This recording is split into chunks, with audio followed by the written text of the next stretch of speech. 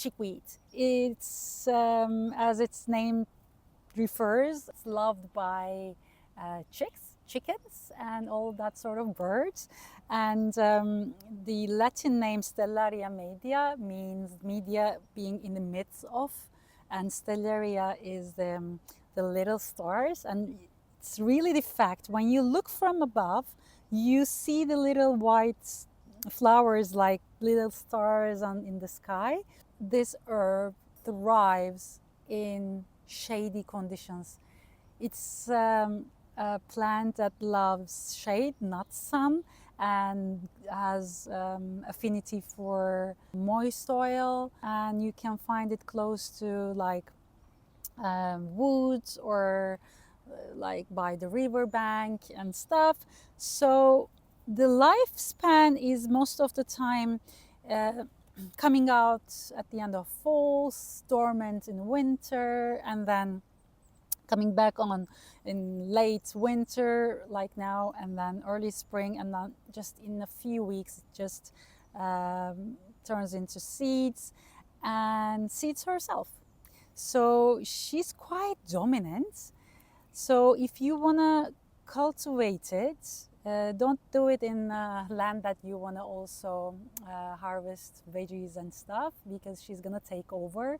But she's a great cover crop, let me tell you that. So if you find it in a shady place, just let her stay. If she's there, you will know that your land is nitrogen rich.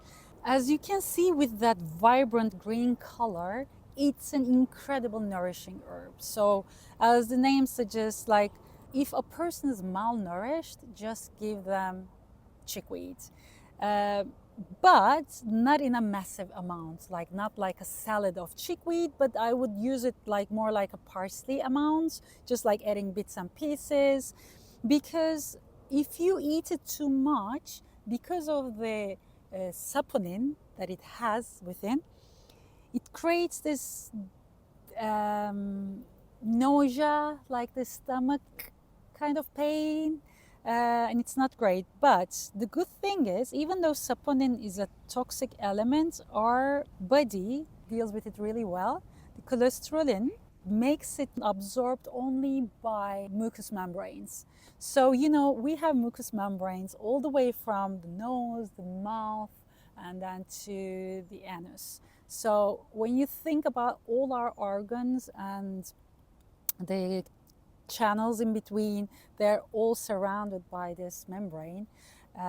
This herb and the saponin, the soap-like compound, helps the permeability of the membrane, which helps to heal any sorts of inflammation, or like let me explain, like dry cough, or like a smoker's cough.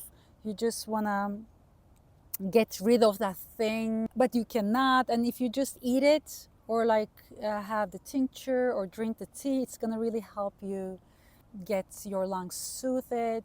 The soothing effect also is very much on the skin. It's the herb for itchiness. Let's say there's anything that doesn't belong to your skin. It may be a pimple, or like a scar, but not a deep one, or insect bites. You just take the plant. By the way, both the leaf and the flowers are edible. You do like this.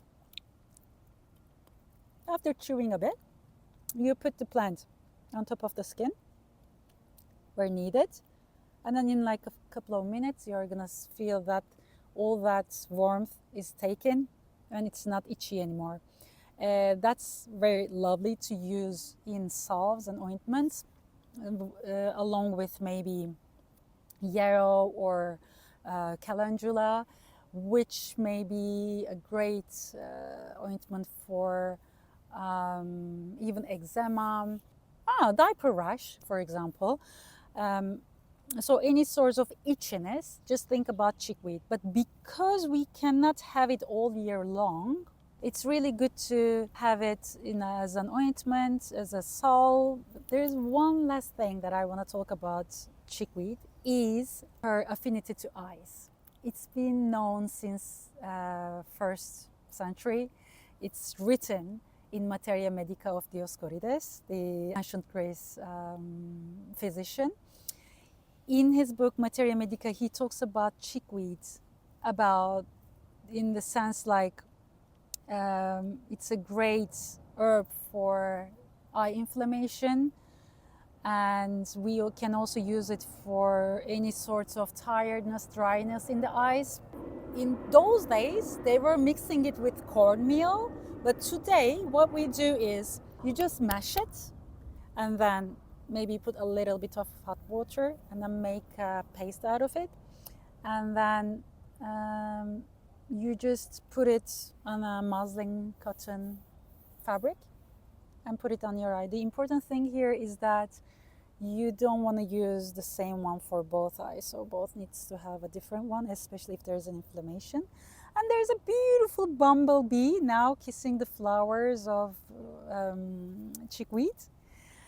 And yes, that's it. Oh, by the way, Dioscorides was using the juice of chickweed also for the ear pain. See the bumblebee? So beautiful, oh my God.